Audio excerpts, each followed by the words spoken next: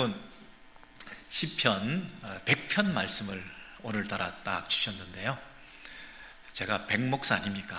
그래서 시편 100편, 이목사도 아니고 오목사도 아니고 구목사도 아니고 백목사가 100편 말씀을 오늘 말씀을 전하는데, 여러분 그 말씀을 좀 잘 기억해야 되겠다. 이렇게라도 억지로라도 여러분, 시편이 여러 시편이 있지만 그 중에 오늘 100편 의미 있다. 그래서 오늘 무슨 말씀을 하나님께서 주시나, 이런 어떤 그 기대를 가지고 성경을 같이 읽었는데, 1절부터 5절 딱 5절, 5절밖에 안 되는데, 근데 조금 부담스러운 거 뭐냐면, 세상에 5절 안에 가장 중요한 7가지 명령이 들어있는 거예요. 7명령, 5절 7명령. 근데 그 설교가 한 첫 번째, 두 번째, 세 번째 정도로 끝이 나줘야 되는데 7가지를 다룰지도 모른다고 생각하니 처음부터 조금 걱정이 되시긴 하시죠. 자, 그런데 7가지를 명령을 주셨으니까 우리는 어떻게 해야 됩니까? 그 명령에 대해서 순종하는 부담을 가지셔야 되겠죠. 아니, 명령은 받았는데 나는 그 명령과 상관없다. 그러면 그 말씀을, 명령을 주신 분을 무시하는 꼴이 되잖아요.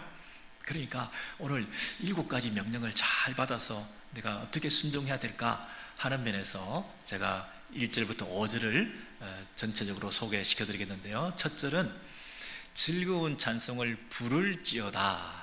여러분, 한글 번역이 참 좋습니다.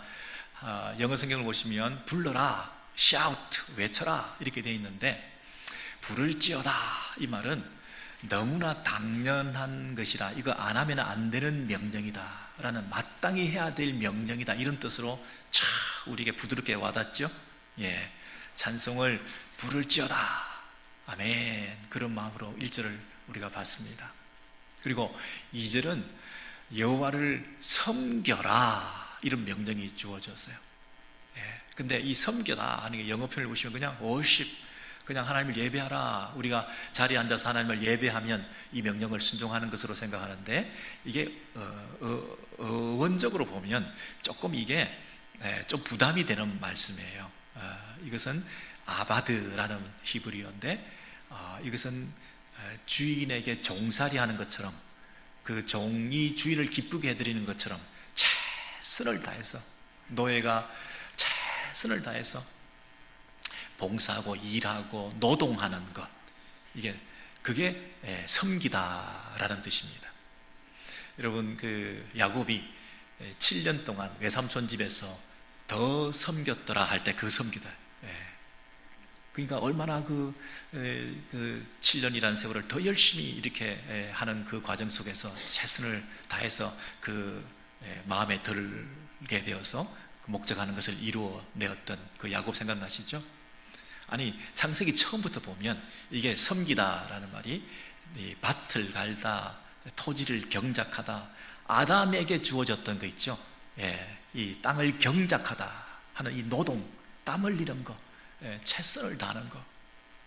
여러분, 그 말라기서에 보면 제일 마지막에 의인과 악인을 심판하시는데 이 분별하는 방법이 뭐냐면, 하나님을 아바드 했느냐, 하나님을 아바드 하지 않았느냐, 하나님을 섬겼느냐, 하나님을 섬기지 않았느냐, 그냥 예배 자리에 왔었느냐, 예배에 참석 안 했느냐, 이게 아니라 최선을 다해서, 자기의 온 전심으로, 노동, 수종, 열정을 다해서 내 마음과 물질과 내 시간과 모든 걸 다 바쳐서 하나님을 탁 섬겨드립니다.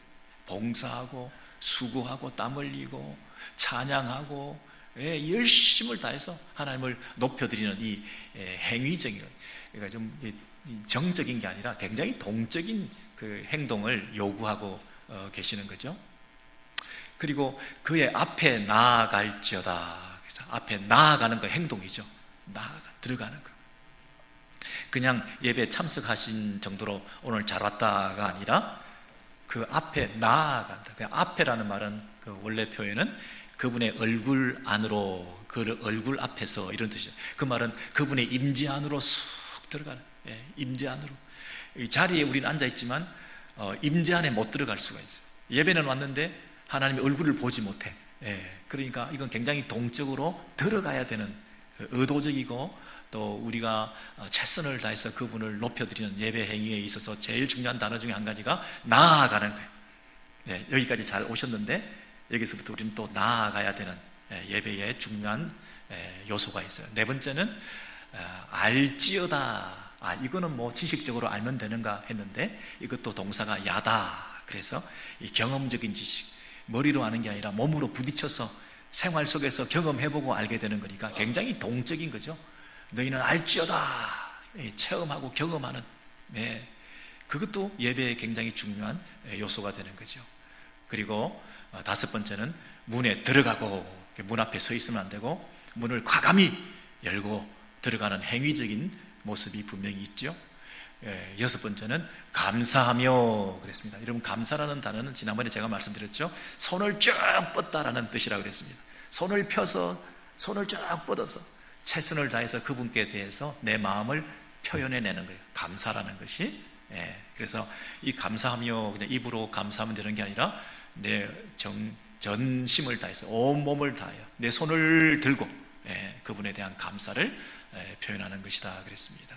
그리고 마지막으로 그의 이름을 송축할지어다. 이 송축이라는 말은 복을 내린다, 복을 주신다 이런 뜻인데, 바라크이라는 단어는 사람이 목적어가 되면 그를 복을 준다, 하나님께서 우리에게 복 주신다, 바라크하면 되는데 이 목적어가 하나님이에요. 하나님의 이름을 바라크해라.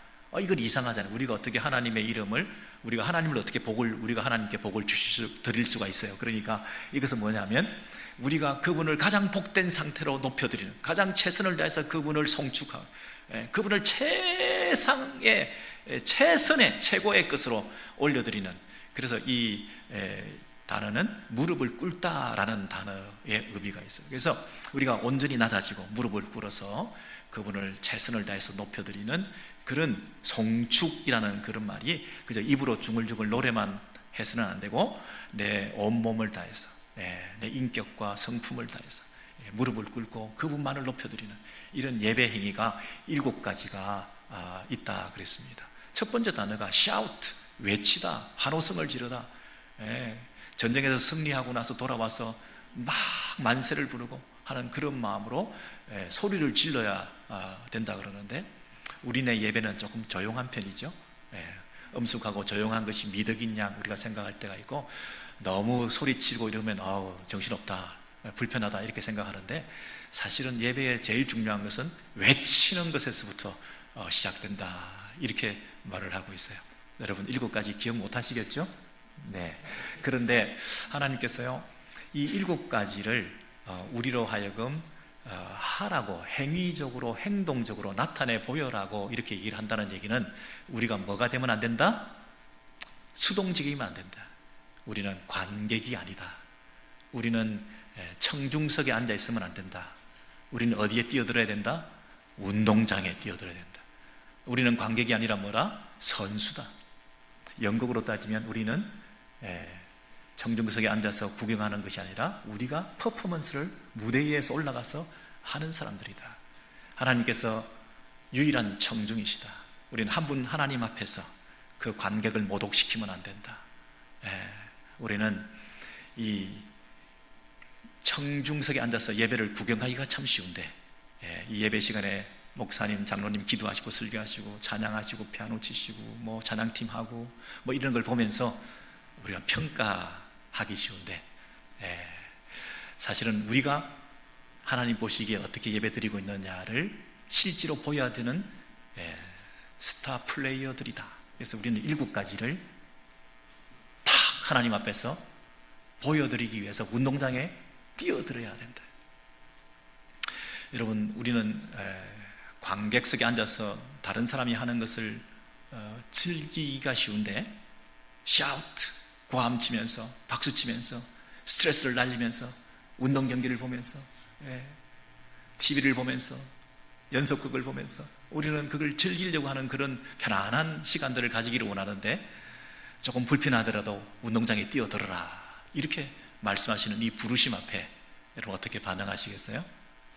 그 부름을 받는 자들이 누구냐면 온 땅이여 이렇게 얘기하고 있습니다. 온 땅이여, 온 땅이여 여호와께 즐거운 찬송을 부를지어다 그랬습니다. 우리가 관객석에 앉아서 팔짱 끼고 앉아있기를 좋아하는 구경꾼이기가 쉬운 우리들을 불러드리는데, 어디까지 그런 사람들이 불려드려져야 하느냐면 온 땅에 있는 사람들을 다 불러드려야 된다는 거예요. 여러분, 온 땅이여 이 말은 온 땅에 거하는 모든 사람들이여 이런 뜻이죠. 그 사람들이 다 모여들어서 운동장에 다 같이 뛰어들어서 뭘 해야 되느냐 하면 즐거운 찬송을 하나님 앞에 드려라 그랬습니다. 우리 예배 대상은 누굽니까? 여호와께 한 분이시죠. 이 날카로운 대조를 보십시오. 한 분 하나님께 어떤 사람들? 온 땅에 있는 모든 사람들이다. 와, 아니 이런 넌센스가, 이런 어떤 균형이 맞지 않은 이런 게임이, 이런 경기가 어디에 있습니까? 세상에 한 사람이 관객석에 앉아 있고 모든 사람들이 다 같이 모여가지고 그 한 분을 예배한다. 환호성을 지르면서. 이게 예배의 본질이다. 아무도 관객석에 앉지 마라. 모두 뛰어들어라. 근데 이스라엘 백성만 아니라 저희들만 아니라 온 땅에 있는 사람들을 다 불러들여라. 그만큼 하나님은 예배 받으시기에 합당하신 분이시다. 그렇구나. 여러분, 그렇다면 여기서 우리가 왜 전도하는가? 왜 선교지에 선교사를 보내는가? 왜 우리가 전도를 하다가 낙심하면 안 되는가? 왜 복음을 열심히 전했는데 믿지 않으니까 야, 그건 네 복이다, 안 믿으면 어쩔 수 없다, 그렇게 하고 포기하지 말아야 되는 이유가 뭔가? 다 불러들여서 만입이 다 내게 있어도, 만명이 다 내게 모여 있어도, 온 땅의 모든 사람들이 다 있다 하더라도 그 입 다 가지고 다 하나님을 최선을 다해서 소리치면서 높여드려도 늘 부족함을 느끼는 예배의 대상이라는 사실에 대해서 우리가 인식하게 될 때, 그게 선교의 동기고 전도의 이유다. 그리고 지속하고 계속해서 이 일을 하게 되는 것은 우리의 모든 사역, 모든 봉사, 모든 선교, 이 모든 일들의 최종적인 절정은 뭐냐면 예배다. 모든 사람들이 모여들어 온 땅이여 여호와께 즐거운 찬송을 부를지어다. 여러분, 이 명령을 우리가 첫 번째 이제 받게 되었는데요. 세상에 근데 사람만 모여들고 군중들이 많이 있는 것으로 우리는 힘을 과시하려고 하고, 이 정도 모였으면 대단한 일을 했다고 착각하기 쉬운데, 그 모인 사람들이 뭘 하느냐 하면 기쁨으로, 우리의 마음 상태가 기쁨으로 하나님께 예배할 수 있는가? 여러분, 온 땅에 있는 그 수많은 종족들, 민족들, 사건, 사고와 재난과 문제투성이에, 아니 여기 모이는 저와 여러분만 하더라도 여기 모인 사람들 마음속에 과연 기쁨이 있는가? 진정한 즐거움이 있어서 소리 지를 만큼 그런 행복한 마음으로 예배 드리고 있는가? 얼마나 힘든 일이 많은데요. 마음 한구석에 걱정거리가 얼마나 많이 있는데, 당신들은 그렇게 뭐가 잘 풀려서 예배 자리에 나와서 그렇게 즐거운 표정으로 희낙낙하고 있는지 모르지만 나는 그렇지 못해. 나는 아픈 데도 있고, 나는 걱정되는 것도 있고, 나는 너무 낙심되는 일도 많고, 난 무거운 돌덩어리가 내 마음을 항상 누르고 있고, 내일 어떻게 될지 모르는 이런 연약한 상태에서 오늘 주일 성수하고 종교적인 의무를 다하기 위해서 내가 나와 있는지 모르지만 그렇게 즐겁지는 않아. 행복하고 문제없는 중상층 이상의 여유로운 사람들의 종교 행위로 전락해버린 이 기독교 예배에 난 더 이상 동참할 수가 없어. 여러분, 그런 가난한 성도들이 많아지고 또 영상 예배로 만족하며 있는 이 현실적인 이 어려움 속에서 이 비현실적인 초대를 온 땅이여 여호와께 즐겁게 나와 소리치며 예배하자. 그의 앞에 나아갈지어다. 여러분, 이게 가능한 일일까요? 근데 여러분, 그분 앞에 나아갈지어다 하고 그분 앞에 우리를 불러드렸는데, 이게 그냥 그분을 만나라, 또 우리가 모여있는 회집 장소에 모여라, 그리고 나를 생각해서라도 나한테 와줘라 하는 그런 정도의 초대가 아니라, 이 온 땅을 불러들이는 슬픔과 낙심 가운데 어떤 상황 속에 있는지는 모르지만 무조건 기뻐해야 될 이유가 있고 기뻐할 수 있다라고 하는 확신 가운데 불러들였던 그 모든 사람들을 관객석에 더 이상 앉아있지 말고 운동장에 다 뛰어들어서 한 분 하나님 앞에서 우리가 다 함께 최선을 다해서 노래하고 예배해야 된다라고 하는 그 부르심과 그 초대는 어디에로의 초대냐면 그분과의 관계의 초대라는 거예요. 그분과의 관계 안으로 들어와라. 3절에 보시면 여호와가 우리 하나님이신 줄 너희는 알지어다 그랬습니다. 여호와가, 이스라엘이 야훼 하나님을 섬겼는데요, 이 엘로힘, 이 하나님이라고 하는 이것이 같은 분이다 라고 하는 것이 잘 연결이 안 됐을 것이에요. 그저 지역신, 민족신, 수호신 개념으로 이방의 잡신들처럼 이스라엘은 야훼 신을 섬긴다 이렇게 생각했을지 모르는데, 창세기 1장에 엘로힘, 하나님이 천지를 창조하셨다. 이스라엘의 야훼, 그분이, 그 이스라엘의 신이 바로 천지 창조하신 하나님이다, 여호와가 하나님이다 하는 사실이 연결된다는 것을 너희가 알아야 된다 이렇게 말합니다. 너희는 알지어다. 그래서 여러분, 예배에 있어서 가장 중요한 요소는 알미다 이렇게 말할 수 있어요. 지식이 전제되지 않고 깨달음과 이해라고 하는 과정을 통해서 예배의 대상을 분명히 잘 인식한 채로 그 예배의 대상을 확실하게 믿음으로 고백하며 드리는 그분께 적확한 예배가 드려져야 그분께서 그 예배를 받으시는 거지, 뭔지 잘 모르고 그냥 예배를 드리면 예배가 온전히 드려지기가 어렵다 이렇게 말하죠. 너희는 알지어다, 알아야 된다는 것도 명령이다 그랬죠. 그런데 우리 하나님이신 줄 그랬습니다. 이 공동체적 예배죠. 그래서 여러분, 이 공동체적으로 우리가 함께 예배 드릴 때 우리가 내려놔야 될 것은 뭐냐면 나의 긴급한 필요입니다. 우리가 여기 덤성덤성 모여서 공동체를 이루고 있지만 사실은 내가 개인적인 절실한 니드가 있어서 내가 나왔습니다 라고 하면 이 공동체성을 상실하기가 쉽습니다. 그리고 공동체가 함께 드리는 이 예배를 통해서 온 무리가 함께 최선을 다해서 올려드리는데 우리가 소극적이 되기 쉽습니다. 나 혼자 외톨이가 되어서 마음에 연민이나 생기면서 너희들은 즐겁게 하지만 나는 슬퍼서 못해 라고 하고 헌신을 유보하고 수동적인 소극적인 반응을 보이며 예배에 적극적으로 운동장에 뛰어들지 못할 수가 있습니다. 여러분, 개인적인 필요, 개인적인 아픔 다 있습니다. 그죠? 개인적인 문제, 개인적인 질병, 모든 거 우리가 가지고 있으면서 공동체와 함께 예배를 드린다는 얘기는 그걸 일단 내려놓는 것을 말합니다.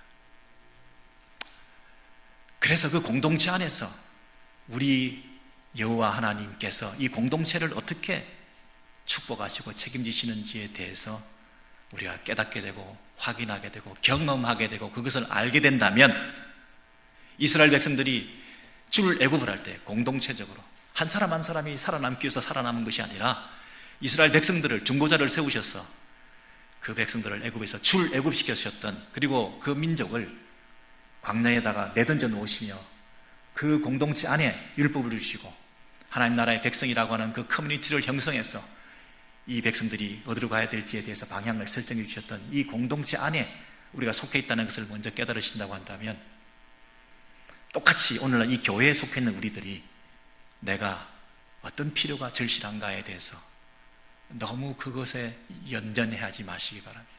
먼저 이 공동체를 하나님께서 어떻게 인도해 가시는지를 생각하고, 이 공동체가 어떻게 하나님 앞에 진정한 예배를 드릴 수 있는가에 대한 우리의 경험을 통해서 하나님께서 이 공동체를 통해서 그 공동체 안에 속해 있는 나를 어떻게 책임지시는지를 우리가 알아가게 될 것이라는 것이죠. 여러분, 그래서 교회라고 하는 공동체를 무시한 채 개인적으로 신앙생활을 잘할 수 있다? 처음에는 그럴싸한데 성공할 수가 없습니다. 그리고 바른 길로 인도함을 받을 수가 없고, 이상한 방향으로, 잘못된 방향으로 왜곡되게 방향이 흘러가기가 참 쉽습니다. 굉장히 위험한 발상입니다. 여호와가 우리 하나님이신 줄 우리는 알아가는 그 과정을 통해서 우리의 믿음이 자라게 되고, 그 공동체 안에서 내가 차지하는 위치와 또 나를 부르신 공동체에 불러주신 그 뜻을 깨닫게 해주실 것입니다.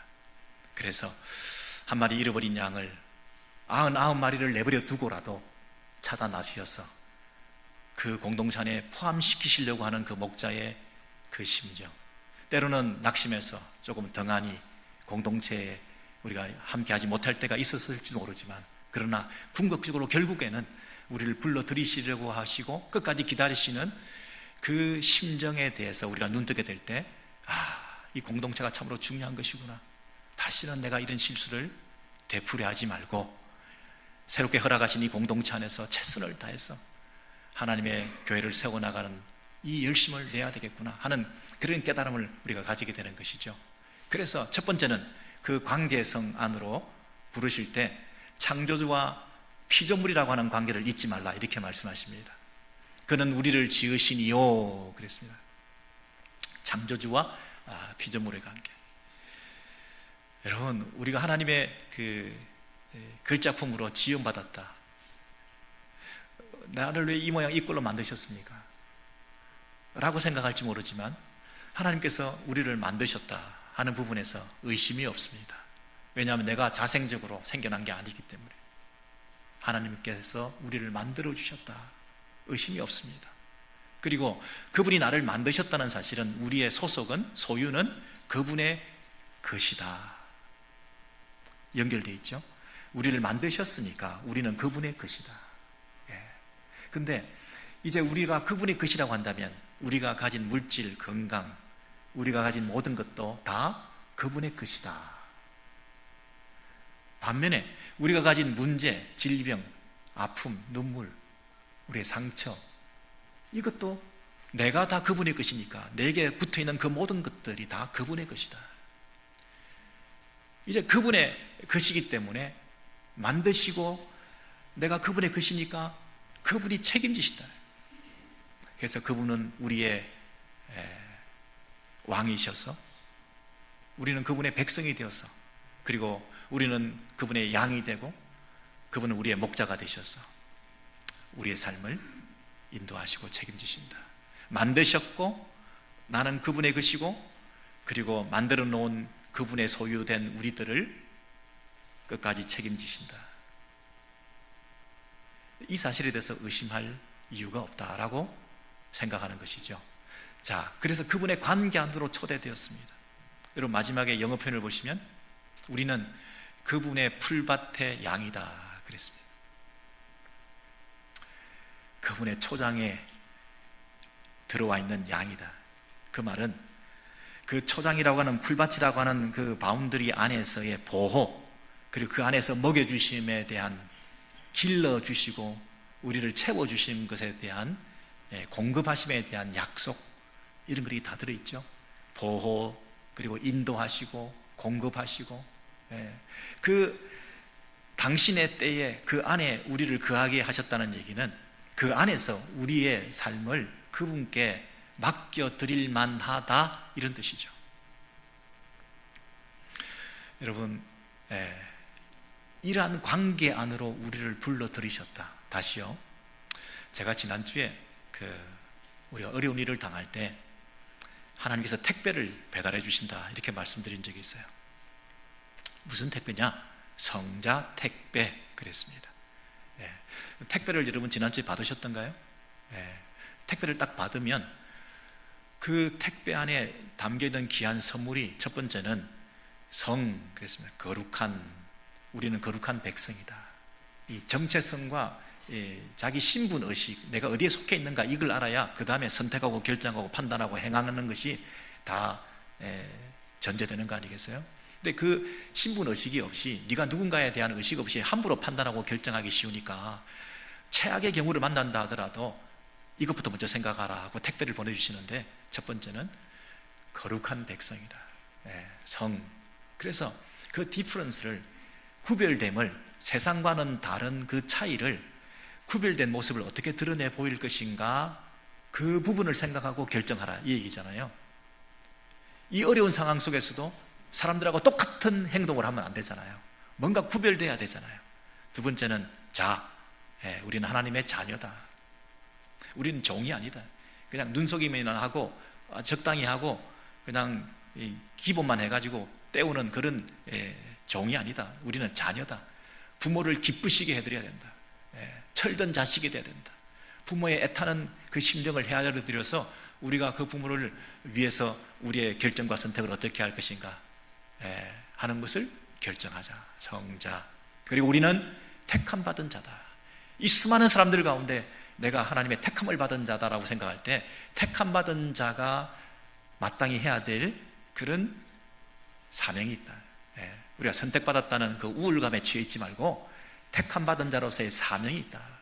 그걸 기대하고 우리를 불러주시지 않았겠냐 하는 면에서 새로운 선택과 결정과 행동으로 나아갈 수 있다 그랬죠, 제가. 그리고 네 번째는 그래서 보배다, 제가 그랬어요. 보배로운 존재다. 세굴라. 우리는 하나님의 애장품이다. 하나님의 가장 소중히 여기는 기중품이다. 그래서 하나님께서 나를 명품 삼아 주셨는데, 내가 세상의 그 어떤 명품도 부럽지 않다. 그 어떤 것보다도 내 자체가 소중한 하나님의 존재다. 하나님의 소유된 백성이다 라는 사실을 생각할 때, 그에 걸맞는 행동을 하자. 그에 걸맞는 샤핑을 하자. 그에 걸맞는 물질을 사용하자. 그런 면에서 제가 성자 택배를 보내드렸는데요, 오늘 두 가지만 더 애드하겠습니다. 첫 번째는 우리는 그분의 기르시는 양이다.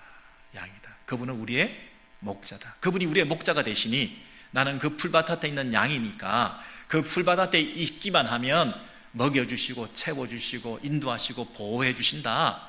너무 우리가 걱정해서 그 풀밭 밖에서 뭔가를 찾아보려고 하지 말자 라고 하는 면에서 그분의 목자 되심을 인정하자. 그분이 우리의 목자가 되시니 나는 부족함이 없다. 부족함이 없는 상태에서 내가 무슨 선택하고 결정하고 판단하고 할 것인가를 생각해 보셔요. 뭐가 우리의 선택인가? 부족함이 없다. 더 다른 것을 추가하는 것이 아니라 그분 안에 더 깊이 들어가는 것으로 내가 결정할 수 있지 않을까. 그쵸? 그 다음 우리는 피조물이다. 그분은 창조주다. 창조주께서 우리를 만드셨다. 만드신 그분이 계시니 나는 그분의 소유다. 그분께 속해 있다. 그죠? 그래서 나는 그분의 것이기 때문에 내 슬픔도 그분의 것이다.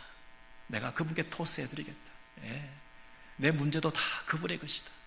그분께서 알아서 하시도록 내가 아둥바둥하지 않겠다. 내 아픈 것도 그분이 다 아신다. 그분의 것입니다. 이렇게 창조주 피조물의 그 의존관계, 목자와 양의 그 특별한 이 보호와 인도의 관계, 이 양피를 추가하셔요. 그래서 성자 택배 양피 이렇게 외우셔요. 평생.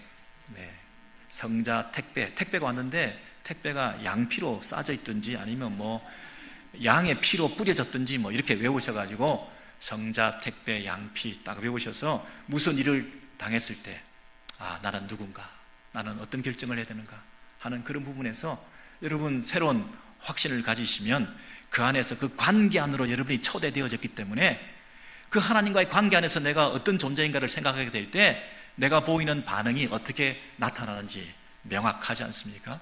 그래서 그 관계가 주는 축복이 있어요. 그게 뭐냐면 내 마음의 상태가 감사로 바뀐다는 거예요. 4절입니다. 감사함으로 그의 문에 들어가며 찬송함으로 그의 궁정에 들어가서 그에게 감사하며 그 이름을 송축할지어다. 여러분, 첫 번째 1절 2절에서는 그냥 그분께 1절 2절에서는 그냥 그분께 찬송하라, 그분을 노래하라 이렇게 되었었는데, 이 4절에는 그분께 찬송하는 그 앞에 뭐가 붙었냐면 감사함으로 찬송하라, 송축하라 앞에 뭐가 붙었냐면 그분에게 감사하며 송축하라 이렇게 되었어요. 예배가 심화되었다 그럴까요? 예배가 깊어졌다 그럴까요?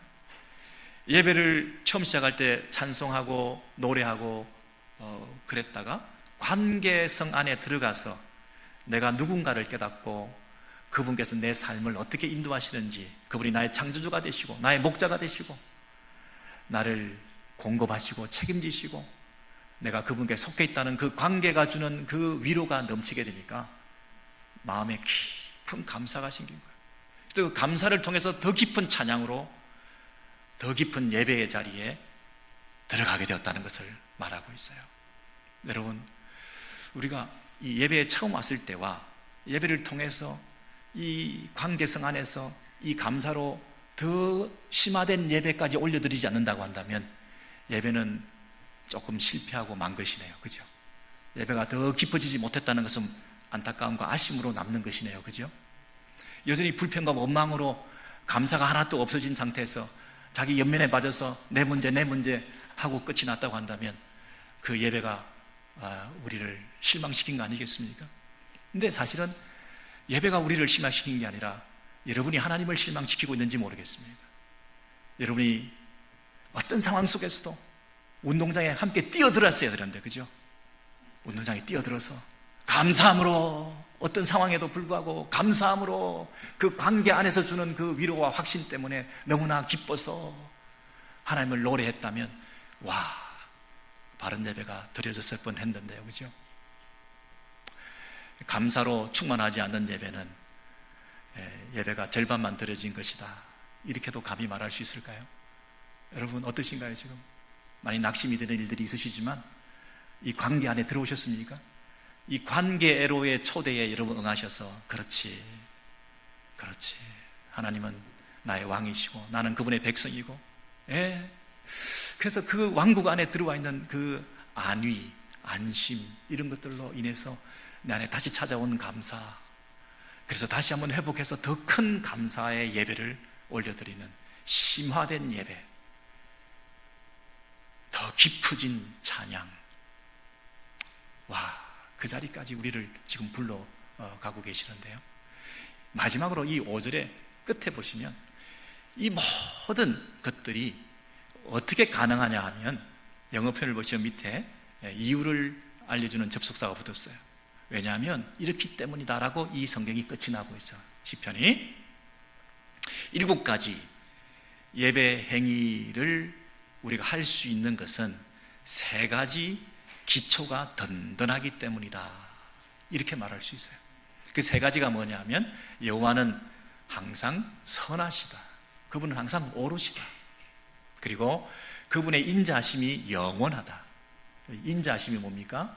그분의 그 불변하는 사랑, 한 번 택하신 하나님의 백성들에게 대한 끝없는 신실하신 사랑, 약속한 것을 그 아들까지 보내셔서 죽이시기까지 하시면서 우리의 죄를 없이 하시고 거룩하신 하나님과 관계를 회복해 주신, 우리를 버리지 아니하시고 끝까지 책임지시기 위해서 우리는 불순종했는데 거룩하신 하나님께 나아갈 수 없을 우리의 죄 문제를, 그 관계를 회복하기 위해서, 우리 죄 문제를 해결하기 위해서 당신의 아들까지 죽이시는 그 신실함으로 약속을 지켜내시는 그분의 그 인자, 헤세드, 그 인자하심이 영원하고 그분의 그 성실하심이 대대에 이르리로다. All generation, 모든 세대에 걸쳐서 이것이 계속된다. 능력은 있는데 성실하지 않으시면 무슨 소용이 있습니까? 약속을 안 지키면. 성실하긴 하는데 능력이 없으면 뭐합니까? 근데 우리 하나님은 전능하신 창조주 하나님께서 우리와 맺은 그 언약을 지키기 위해서 끝까지 신실하시게 우리를 책임지신다.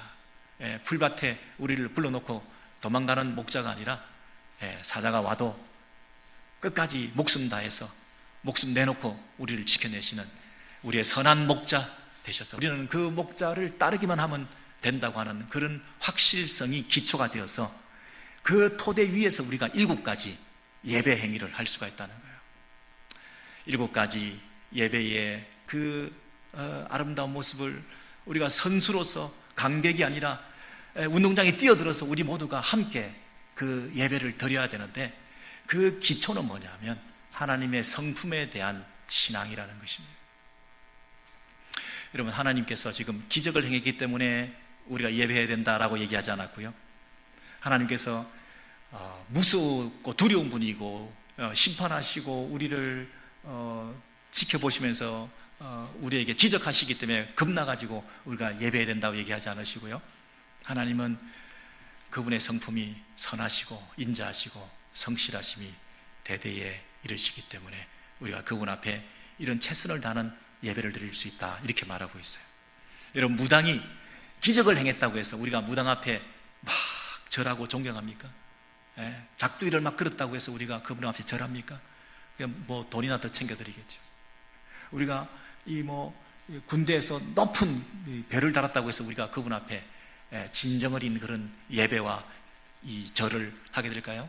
그냥 상투적인 경례를 할 뿐이지. 획일화된 군대 문화에서 그냥 우리가 얻어맞지 않기 위해서 적당히 예배하는 형식을 취해서 엎드려 예를 갖춰서 예배, 엎드려 예를 갖춰서 절하는 상태로, 아니면 돈이 굉장히 많은 사람들이 있다고 한다면 우리가 괜히 비굴하게 그냥 초라한 모습으로 우리가 그분 앞에 이렇게 서 있는 이런 이 모습으로, 절절 매는 모습으로 우리가 절하고 굽신거리고 이렇게 할 거 아니겠습니까? 여러분, 근데 진정한 마음에서부터 참된 존경과 그분을 향한 이런 이 예배 행위라고 하는 것은 그분의 기적이나 권력이 높음이나 돈이 많음이 아니라 어떤 고미한 인격과 성품을 가진 사람을 만났을 때, 저분은 아무것도 가진 것도 없고 능력도 없어 보이고 정말 이 힘도 없어 보이는 사람이긴 하지만 어떻게 저런 인격적으로 훌륭한 분이냐 라는 분을 만나게 되면 나도 모르게 저절로 고개가 숙여지고 그분 앞에만 서면 나는 작아지는 사람이 되어서 내가 그분을 높여드릴 수밖에 없는 그런 마음을 가지게 되지 않습니까? 인간적인 관계 속에서도 그렇지 않습니까? 진정한 내 마음에서부터의 그 예배 행위라고 하는 것은 성품적인 것입니다. 하나님의 성품, 하나님이 어떤 분이신가를 우리가 기억하면, 이분은 끝도 없이 우리를 책임지시고 당대에 나에게뿐 아니라 내가 신실하게 하나님 앞에 살아가면 다음 후대에도 내 삶을 우리 후손들에게까지 책임져 주시는 그런 하나님이시다. 이 약속이 아브라함과 이삭과 야곱의 우리 전대에 있었던 일이 나에게 지금 동일하게 일어난 것처럼 앞으로도 그런 일이 우리 후대에도 일어나게 될 것이다 하는 이런 믿음을 가지게 될 때 우리는 이분을 신뢰할 수밖에 없죠. 이런 하나님 앞에 엎드려 절할 수밖에 없죠. 남편과 아내가 있습니다. 진정한 존경심이 사라진 지 오래되셨습니까? 왜 그렇습니까? 성품입니다. 인격입니다. 삶입니다. 말이 아닙니다. 돈이 아닙니다. 삶이 바탕되는 것이 그 사람의 능력이 되고 그것이 가말하게 되고 그것이 관계 회복이 되는 거 아닙니까? 더 이상 실망시키지 마시고 우리가 삶을 통해서 능력을 나타내 보일 때 그것이 사람들을 흡입할 수 있는 그런 진정한 촉매제가 되지 않습니까? 우리가 하나님 앞에서 어떻게 예배드리느냐, 그분의 성품입니다. 그것을 붙들고 하나님 이런 분이시구나 하는 것을 의지하고 그분을 정말 신앙하게 될 때 우리는 마음 깊은 곳에서부터 그분 앞에 대한 이 예배를 온전하게 드리게 되고 그 예배를 통해서 우리 하나님께서 영광 받아주실 줄 믿습니다. 여러분, 이 예배를 통해서 우리의 예배가 더 깊어질 뿐 아니라 이 예배 안에서 그 관계를 공고히 하고 확인하게 될 때 이제 예배를 떠나서 생활 예배를 드리게 될 때 그 관계가 더 깊어지는 줄로 믿습니다. 이제 그분을 따라갑니다. 그분을 진정 인정해 드립니다. 예배를 통해서 다시 한번 컨펌한 이 관계성 안에서 이제 확실히 믿고 그분을 더 의지하기로 철저히 그분의 목자됨을 인정하고 나는 그분을 따라가기로 고백합니다. 여러분, 예배가 드려지기 전과 예배가 드려진 이후에 그 관계성에서 별 차이가 없다면 예배를 왜 드렸겠습니까? 예배를 통해서 우리가 더 깊어진 예배, 더 깊어진 관계, 더 깊어진 신뢰, 그리고 그 분을 따라가는 더 깊어진 순종의 삶이 이어지실 수 있도록 하나님께서 우리의 예배를 다시 한번 회복해 주시는 그런 은혜가 있게 될 줄로 믿습니다.